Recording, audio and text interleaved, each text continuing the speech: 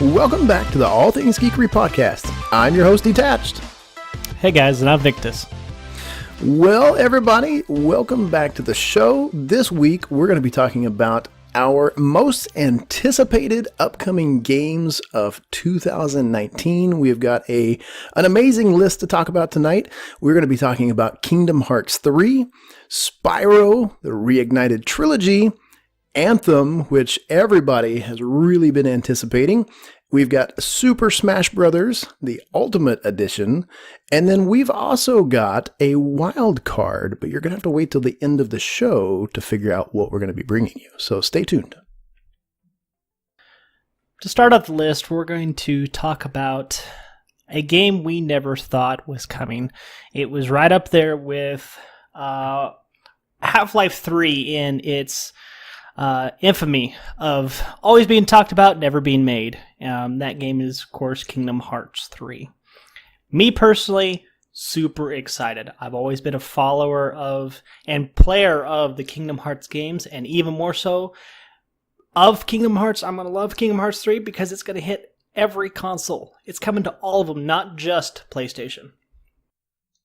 Yeah, with it coming to all of the consoles, that, I think, opens up such a big door for the developers. It really opens up for new people that maybe have never seen Kingdom Hearts before.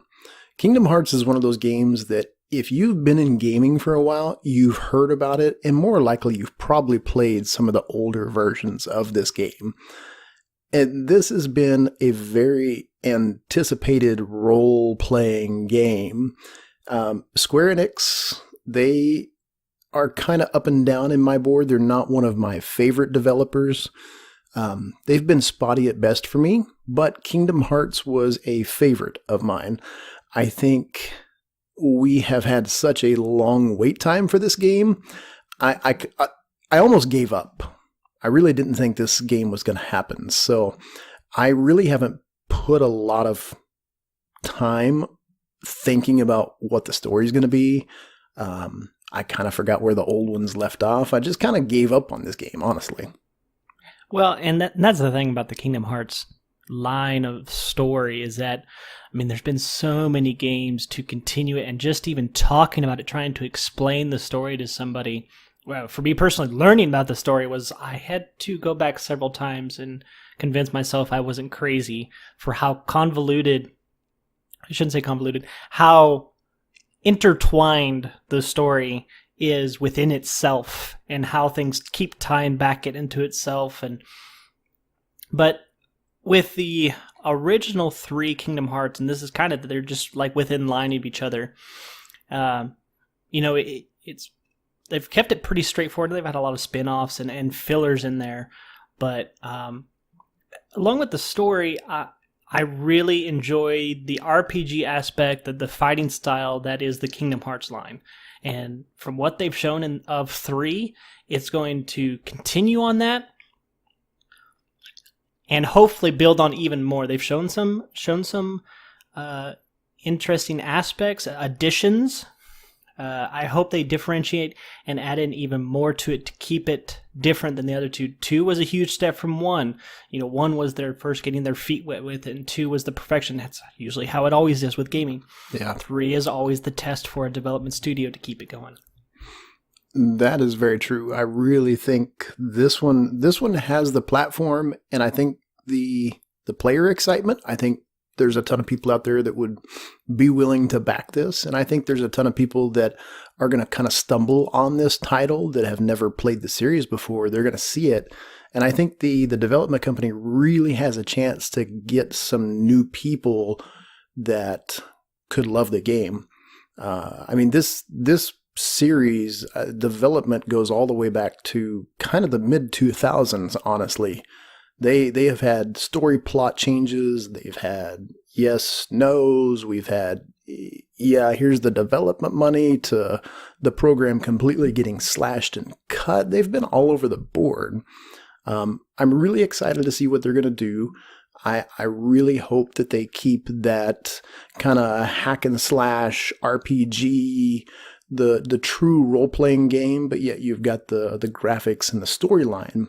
You know me, I'm a huge story guy. I've got to have the story or I just don't get entertained, and it's hard for me to get attached to a game if there's no story to it. It's hard to stay engaged. So I really hope that they bring a good story and continue what they did with 1 and 2.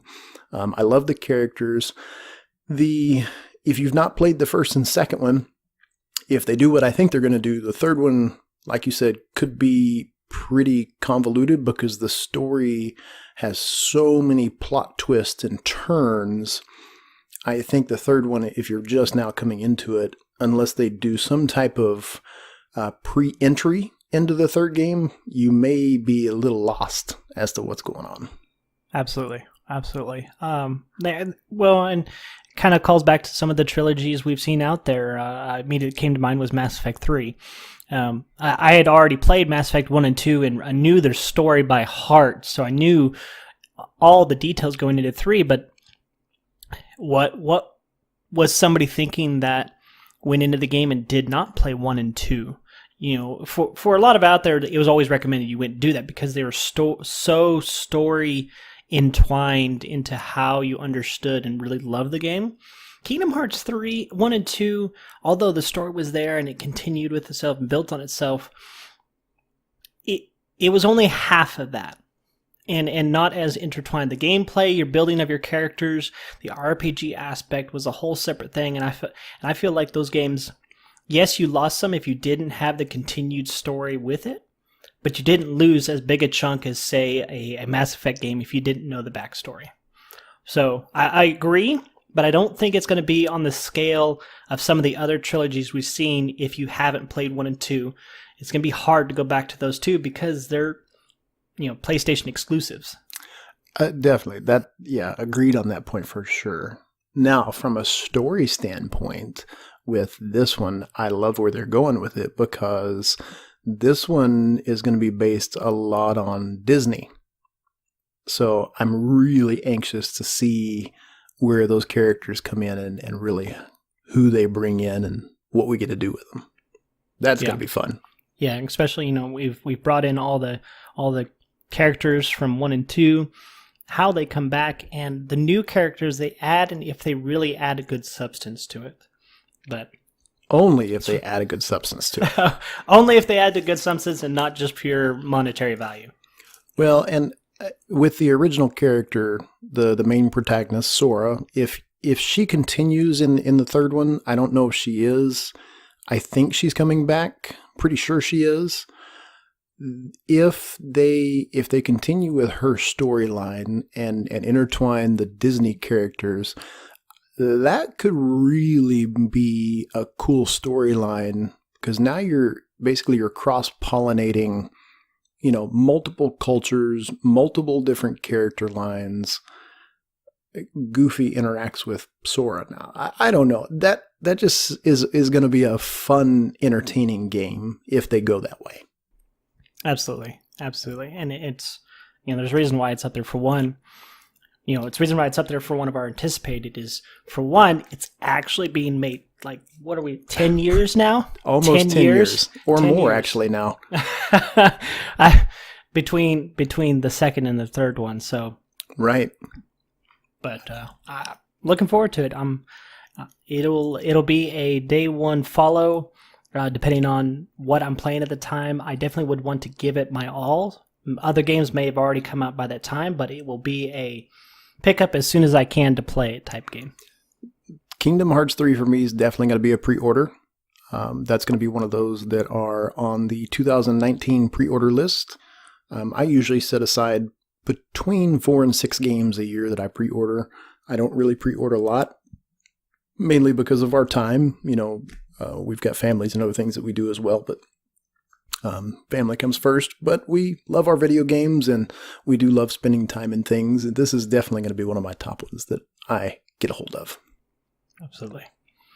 And then we move on to our upcoming classic. Oh, this is definitely a classic. Classic, but a new breath of life to it is the Spyro Trilogy, Reignited Trilogy.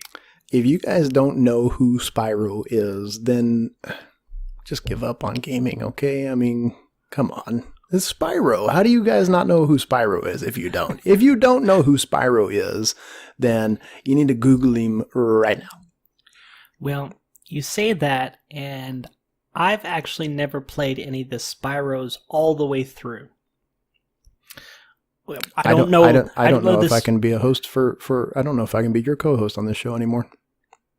Well, I guess that's the end of the podcast, guys. Thank you for watching. No, so that's why I'm so excited about it, is because of the following that is behind the original Spyro games.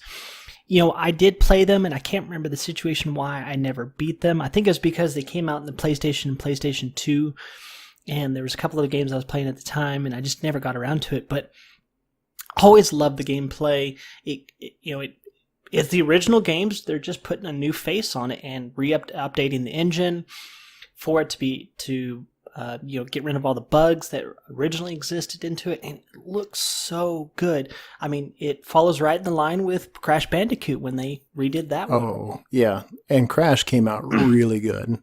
Yes, absolutely. And people are seeing just have as much hope for this one as Crash was.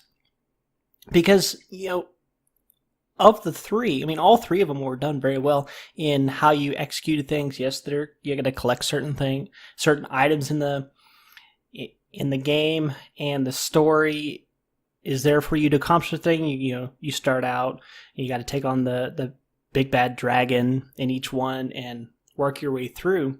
But as far as a classic, I get to go back, experience with the updated graphics, but get to experience that story for which everybody's already seen and still wanting to play. Yeah, absolutely. Well, and when we say classic, I mean, this game came out late 90s through early 2000s. So this story span has had a lot of cooking time. I mean, we're talking, I think the very last game in the series came out 2000 to 2001. So we're talking 17 years here. That's why we say classic. Yes. And there's some cool things that they're doing. Like you said, they're updating the engine. They're using the Unreal Engine 4. That's going to be an amazing, clean, crisp engine that is updated for this game. I think the comparison in detail alone, walking into an old Spyro, I actually played on the original PlayStation when it came out. One of the most amazing, fun games I got a hold of.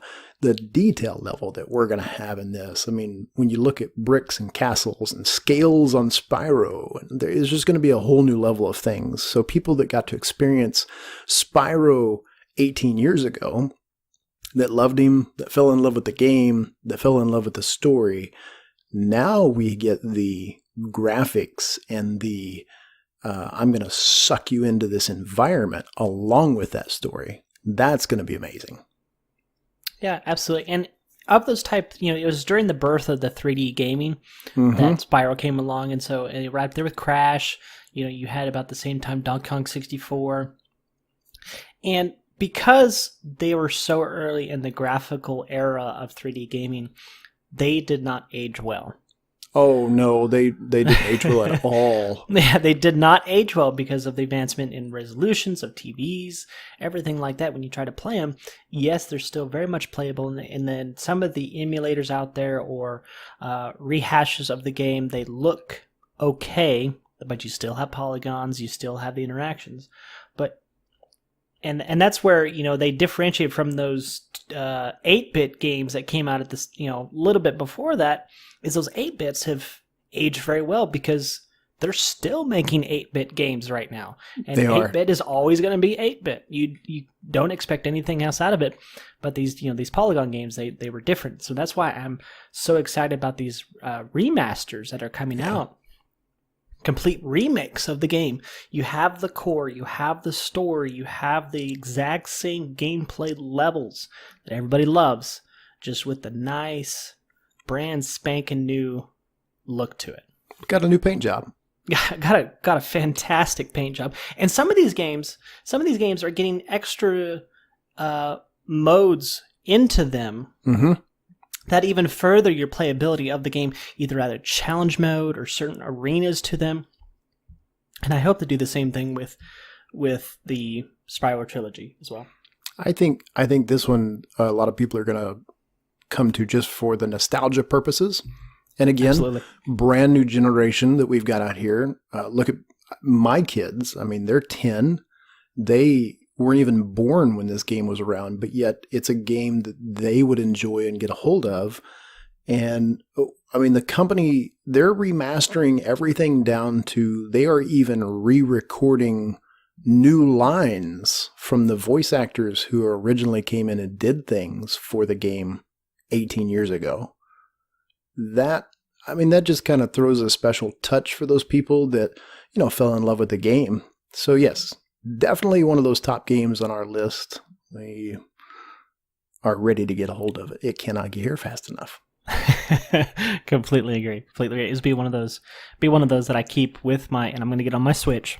Keep with my Switch at all times. If I get the physical, I'll probably get the digital, but it'll be one I take with me all the time and look forward to playing every time I can. Yep, that will definitely. It's a good trip game. You're on a flight. You've got a long time to go. Great game to pull out. Absolutely. Next up is one that a lot of people, and when I say a lot, I mean more than two, and that two would be us. Okay, 3, maybe 3. Is Anthem. You probably heard about it a couple of times. What's Anthem? Over the last couple of minutes, because we talked about it when we first introduced it, right? Anthem is a brand new looter shooter. Well, kind of a looter shooter. We think it's going to be a looter shooter. BioWare, and you know how I feel about BioWare. I won't get into that rant. BioWare and EA have decided to team up and make this new, wonderful AAA looter shooter amazingness that everybody at one time was calling the Destiny Killer. I don't think that's possible anymore. But this is one of those that kind of keeps creeping into the limelight of it gets pushed out and then it gets announced of a new release date and never mind. It got announced that now once again it's being pushed out again. We're talking first of next year for this game to actually come out, but it is a open world. You get to basically share this open world with other players, pretty much like Destiny.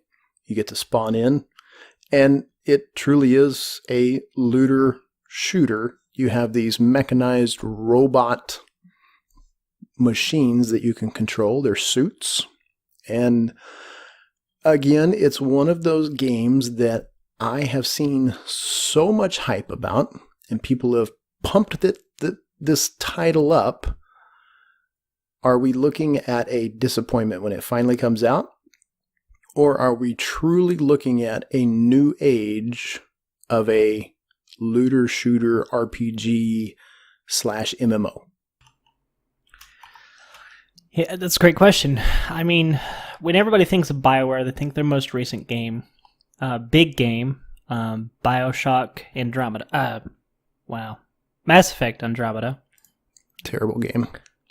And it's hard to get that out of your mind, but it's also noted that that was made by a subsidiary team of BioWare Montreal. It was. No longer exists for a reason. There's a reason for that. If you've played that version of the game, you know. You know what we're talking about. Yes. But with Anthem, it has my hope because this is the core BioWare team. This is the same team that put their heart and soul into Mass Effect 1, 2, and 3. You know, people may rant and rave about what happened at the end of 3.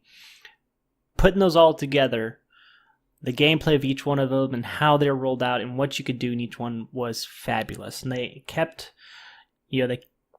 adding on to and really supporting each one. They knew how to do it, and I believe this is, they understand what to do with this one. They see the games that are out right now, what people are playing, what the story they want to integrate, and how you put that all together into a looter shooter that is also, it looks like, team-based with roles. I have confidence that they're going to be able to pull this off with it. Now, I'm not saying it's the Destiny killer or whatever, but it's going to be different. I hope it's going to be different because this team knows what to do. I hope it's going to be different. I think it's going to be a nice introduction to a new environment, for one. It'll be a refresh. And it's a cool sci-fi kind of hybrid because you've got this mix of mechanical suits called javelins, brand new technology. They're customizable.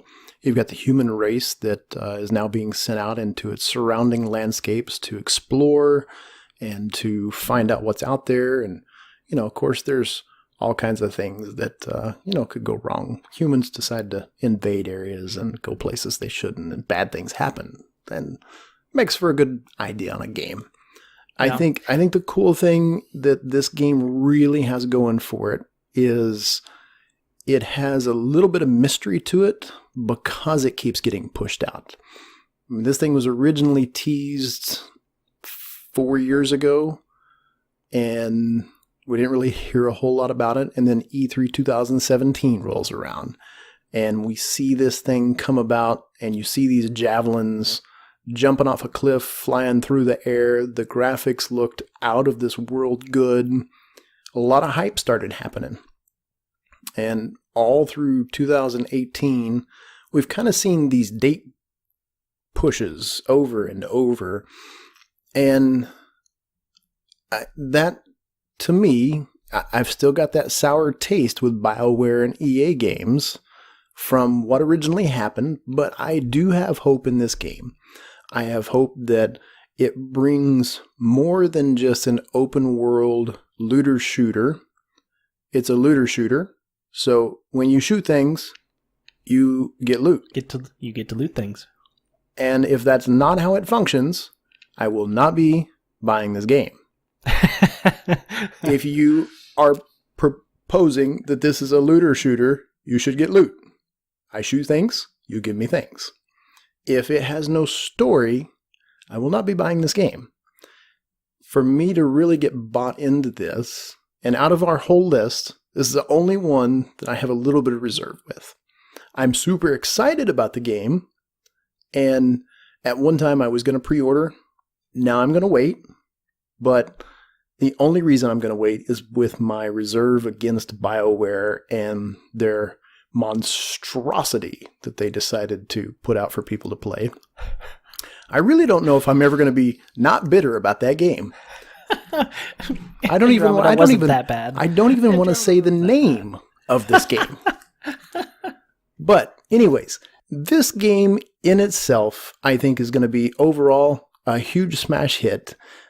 It's coming out to both PlayStation, Xbox, coming out February of 2019. There's a lot to be said and a lot still to be learned about really what this game is about. They haven't really teased a whole lot about the story or what we're truly going to be doing. Really, the only thing that we've seen so far is some gameplay. And it's one of those gameplays where you hear the developers that have recorded conversations between themselves, and nobody talks like that inside the games. And that's where my reserve comes from. Yeah, absolutely. And that's where the secrecy is kind of playing against Anthem, I think. Yes. Now, there are some out in the content creation community that have had access to the game, basically playing the exact mission we've seen from the videos, but they've been able to get their hands on it. I don't know how far they've been able to delve into how can you upgrade your javelins? What are there abilities you can unlock, or is it purely a armor suit upgrade system? How do the 4 javelins integrate with each other? Do you have roles, or is it more of, if you want to do a lot of damage, well, you go with this guy, or if you like to survive very well while taking a beating in the face, you go with this javelin, etc. So, yeah, it's going to be interesting to see what happens. Like I said, out of all of our list, this is really the only one that I've got reserve with. Everything else is an absolute must-have for me. we shall see. We shall see. It's definitely, it's on my watch. It's on my probably pickup list. It's anticipated just because of the weight on BioWare's shoulders to produce a good game after what happened with Andromeda. It's on my watch list, but it's more like, when you're in the car and you have that blind spot, a little bit of the peripheral vision, you kind of see it, but you kind of don't. And that's kind of where that game sits for me. Absolutely. All right. Next up is a absolute must-have. If you have ever not played this game, then you are absolutely missing out on one of the greatest game creations ever in this world. And that game is Super Smash Bros. The Ultimate Edition. And there's a reason they call it the Ultimate Edition. It's going to be insane. Oh my gosh, there are so many things coming in this game. If you guys have never seen it, you need to Google the cover of what this thing looks like.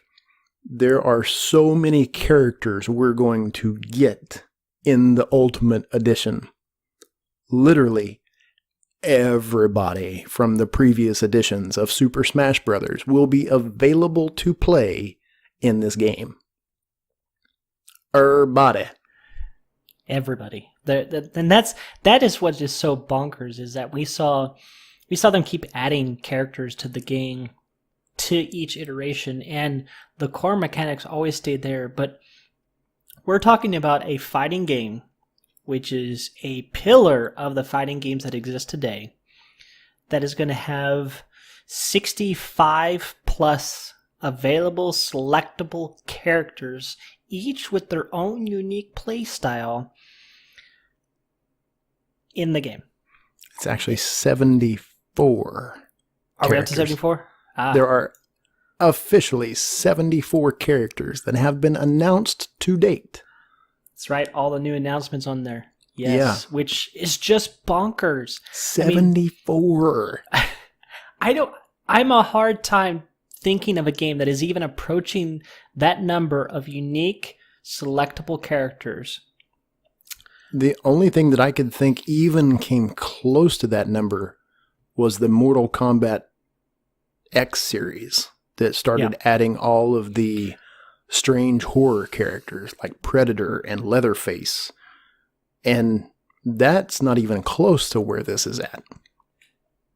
Yeah, it's just ridiculous. I mean, talking about the character roster, you have all the classics from all of Nintendo's games, and there's even some that Nintendo didn't make outright, but was birthed on Nintendo, or they've now have a partnership with. You have Sonic, you have Mega Man, you have those from, you have Metal Gear, you have Fire Emblem. All those coming together in one game where you can beat each other in the face with whatever character you want is unreal. Along with that is the continuation and of the mechanic that has been a staple since the original release of Super Smash Bros. You talk about fighting games that everybody's been trying to mimic the draw that has been the want to play a Smash Bros. Game. Yeah. Yeah, they've done an amazing job of, they kept what worked. They found something, it was a gold mine, and instead of letting the new shiny things kind of, hey, let's detour our attention and see if we can make something new, they kept what worked, they kept the foundation, they kept the core of the fighting that was exciting, people had fun with it. This was one of those fun party games that you could throw up on the screen, and it didn't matter if you didn't like video games or not. People would just begin swarming around the couch, and they would get enthralled with what was going on the screen, because you're playing with characters like Mario and Zelda, and it doesn't matter if you're a video gamer or a book nerd or whatever it is, you've heard of these characters. They're cult classics in history now. Zelda, Mario, Luigi, Yoshi, all of these different players you get to see in this game, and it just kind of tugged on people's hearts, and they're like, hey, look, I don't have to play Mario, but yet Mario is here. Yeah, absolutely. There'd be multiple times when I would boot up whichever version of Super Smash Brothers was out at the time, and I would just want to laugh, and so I would throw all the computer players in there, turn their difficulty up to 9, and just let it run, see what happens. And I would just burst out laughing at some of the ridiculousness that would happen, and let alone playing with somebody else or a group of people, especially when we got to 8 players in one match that was the most recent on the Wii U. Nuts. Yeah, literally nuts. And it was fun. You could make it as competitive or as fun as you wanted. I remember sitting in, the living room with friends, and we would have bets on who was going to win.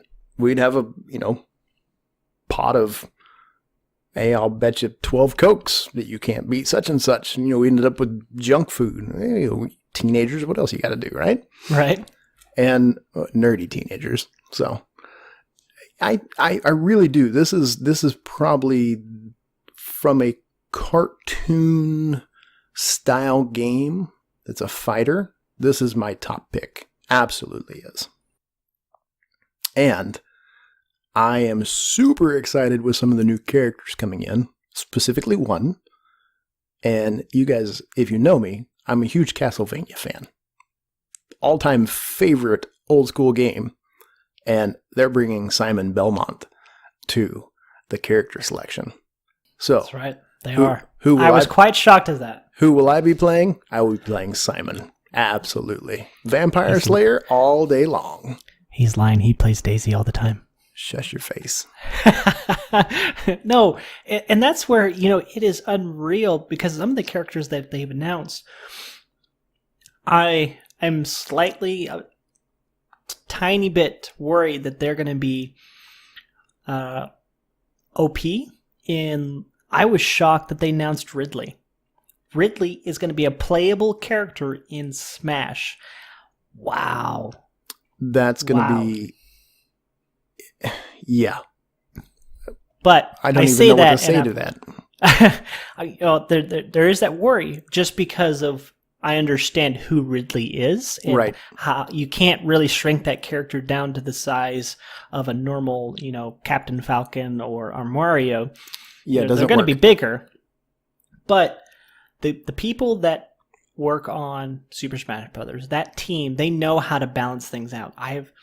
People say certain characters are OP, but really when you get down to the nit and gritty of it, when it comes to competitions, nobody really has a fair, one up on somebody else just because they picked a certain character.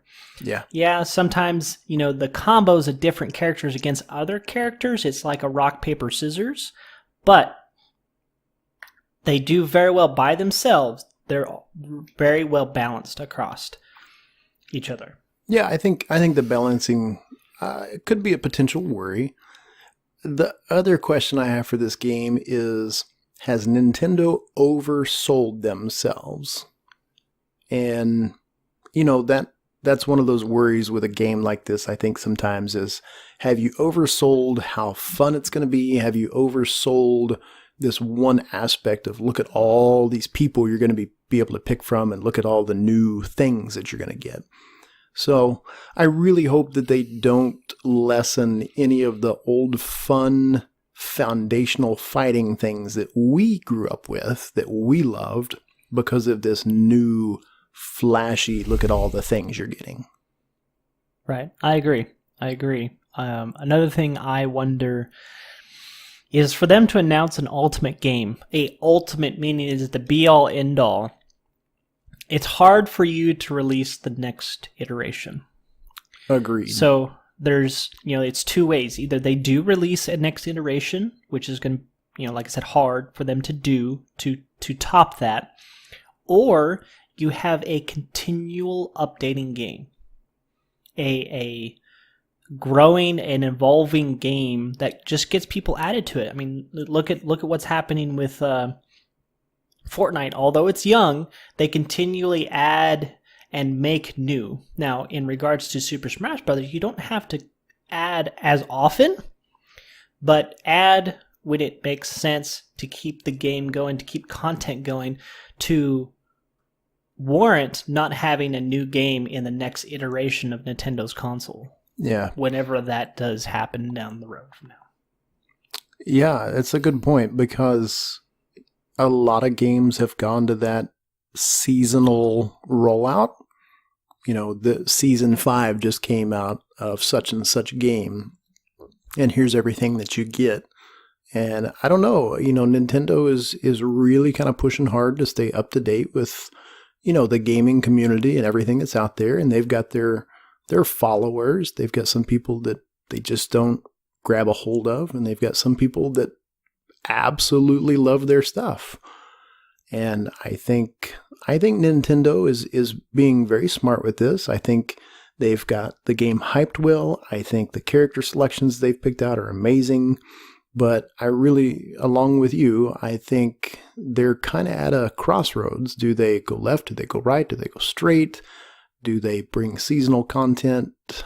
And we've seen a little bit of that with Zelda Breath of the Wild. We saw some DLC content come out that added new things, new challenges.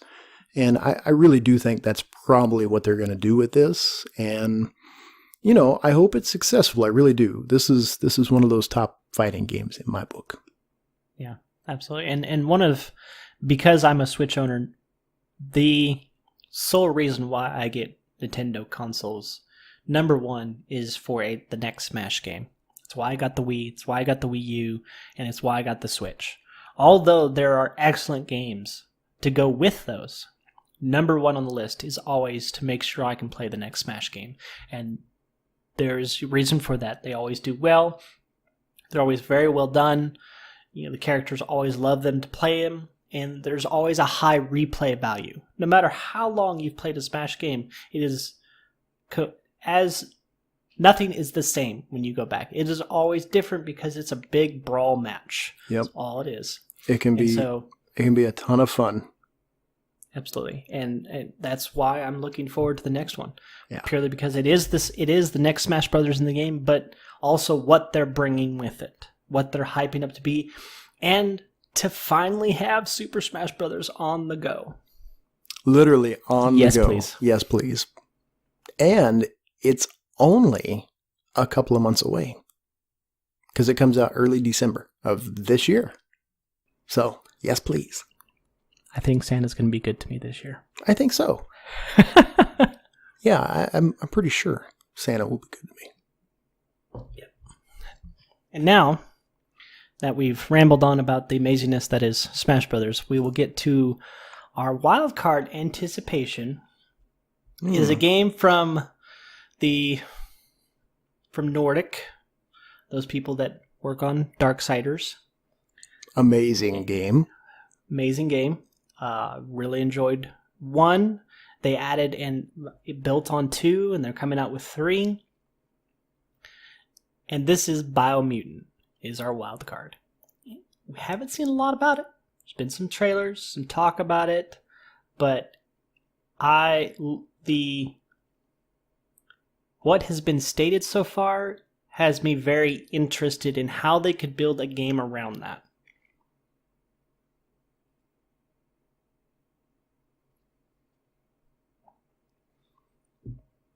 With how, you know, you basically start out as a mutant.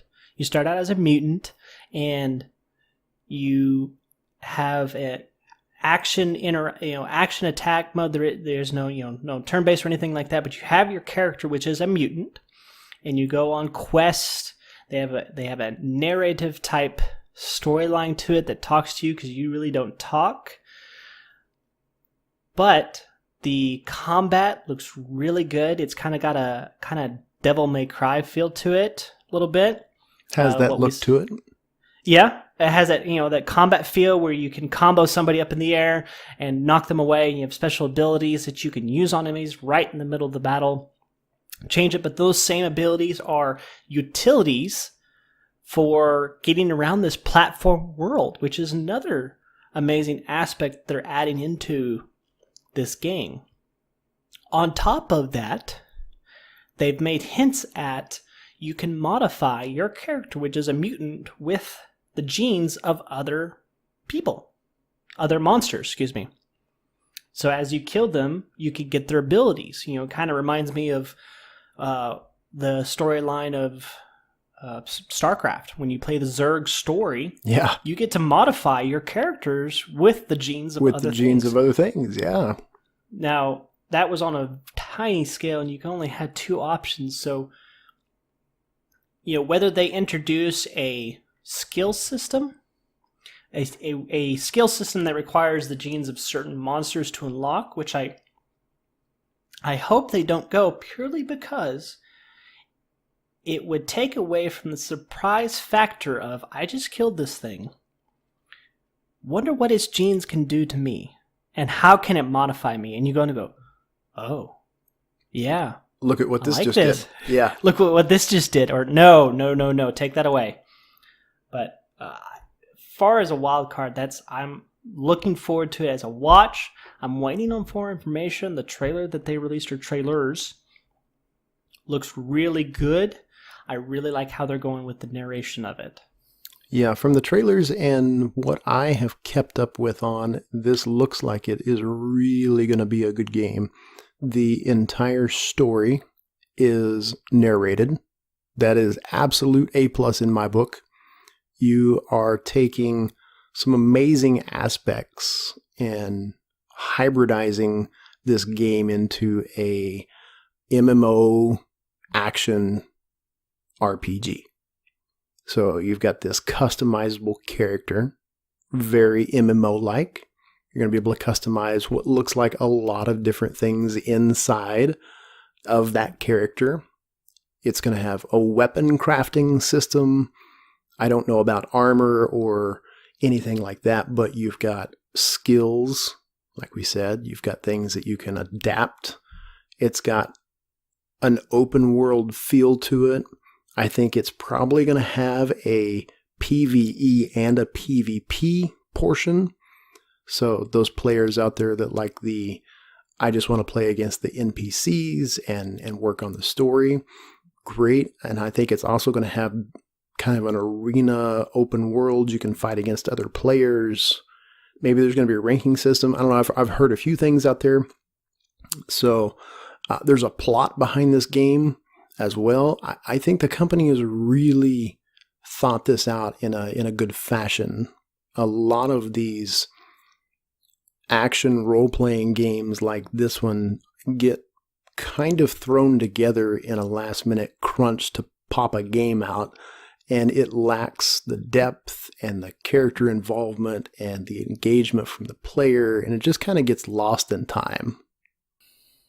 Absolutely. I agree. And I see potential here, and that's the key word I want to put with this game, is potential of what they've shown, is that I see a character creation game, and I say creation because you're going to be creating your character throughout the entirety of the story, whether it's by necessity of overcoming certain obstacles in the game or because you like that ability. But you have the potential to make a unique character that you will bond with. It is like you're creating your RPG character, and your story is told through the abilities that you select to have on your mutant. Yeah. I hope they have such a customization of that in the game that you will look forward to showing off your either monstrosity that is your mutant, or your, you could show it off and it goes, wow, where did you get that? Nice handy wings you got on, or the leg pieces, or whatever it may be. Get to show that off to people, very much like we do in the Monster Hunter games with the new armor, but even more unique than that. I think Monster Hunter is a really good comparison. I think Monster Hunter was the start of where this game is going to come out at. And I think this game's going to have a little bit of that feel. I love Monster Hunter. That game grabbed my attention really quick. It put together all the aspects and just kind of said, hey, all those things that you like to do, yeah, they're all in one spot. Come play me. And I put a ton of hours into Monster Hunter, and I really haven't played it a whole lot, but I think this game is really turning and burning some of those same aspects of that MMO community, and really, I think, is going to open up some doors. The plot of this game looks absolutely amazing. It is going to end up being a decision-based multiple storyline. So as this thing is narrated, you've got multiple different decisions you can make, choices you can use, and that basically turns the outcome of this story. And yeah, I love my decision-based story games. Huge Telltale fan, and amongst others. So, which, with that alone, if done properly, which I firmly believe, if this is the core team at, THQ Nordic, if this is the same core team that we've seen create the awesome games that fit into their genre well, that storyline will be really fleshed out, and it increases the playability exponentially, because you go, you know what? Back in Act 1, I made that decision, really changed what's happening right now in Act 3. I'm going to go back and replay that and see what happens down the road. Yeah, and that's the cool thing with these kind of games is it gives you different avenues, and you can go back and specifically go, yeah, I'm choosing this because, well, I haven't done it yet. And that may change something on the back end or the front end or wherever you're at. So this game really does have a lot of potential. I think there's 3 things that if they don't get right, it will basically tank the game. 1, the story. If they don't have a cohesive, well put together story, the decision aspect that could change things, I don't think players are going to care about because they're not engaged enough in the story anyways. Number 2, if they have a mechanic in the game that is clunky, that is hard to get a hold of and learn, that's going to deter people from the story, in my opinion, because it's going to be frustrating to play with. And 3, I think, comes down to really the economy inside the game. It talked about a crafting system, and we've seen plenty of games that have strong economies that become really hard to deal with inside MMOs. So I think those 3 things, if not done correctly, could really be a deterrent for this game. Right, and I mean, you basically described the foundation that is going to be this game, or what is shown could be this game. Yeah. And we saw part of that crafting system in the trailer, we saw part of that combat system in the trailer, and we saw part of that story in the trailer.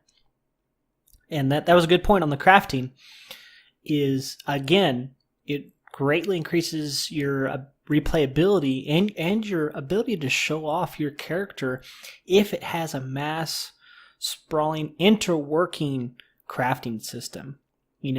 This person may have the exact same blade as this other person got on a drop, but he combined it with poisonous spikes, whereas this person combined it with, extra sharp razor blade stones or whatever it may be to create their sword, or are they broken in half and made dual blades with it? However it may be, each one has a spanning tree of decisions you can make outside of the decisions you make in the story. Yeah, definitely. So we're really curious to see what this company does and really what they produce and give to us. The release date so far for this one is slotted for June 10th of 2019. So it's a ways out. They've got some time, but I hope they, I hope they take their time and they give it everything they got, throw it on the table, and they don't just try to get a game out because a date was placed on the table. Absolutely. And THQ Nordic has my faith in them. But we're still, like you said, we're about a year out, a little less than a year out. So we still have time to see more gameplay, a explanation of how your character is your character, how you can change your character, and more trailers. Yeah. So it's huge. We'll see what happens. Well, guys, that wraps up this episode. I just want to say a huge thank you to you guys. This is why Victus and I enjoy podcasting, is because of your support, and you continue to listen and enjoy our content, and that means the world to us. It really does. Absolutely. And if you guys did enjoy this episode, be sure to stop by and check out our website at allthingsgeekery.com. You can also find us out on Twitter, YouTube, and several other social platforms. All those links will be in the description below. Yeah, guys, if you all have any specific topics that you would like us to look at in the future episodes, you guys can email those to us at podcastatg@gmail.com. But guys, that wraps up this episode. So as always, you guys stay awesome, and we will see you in the next episode.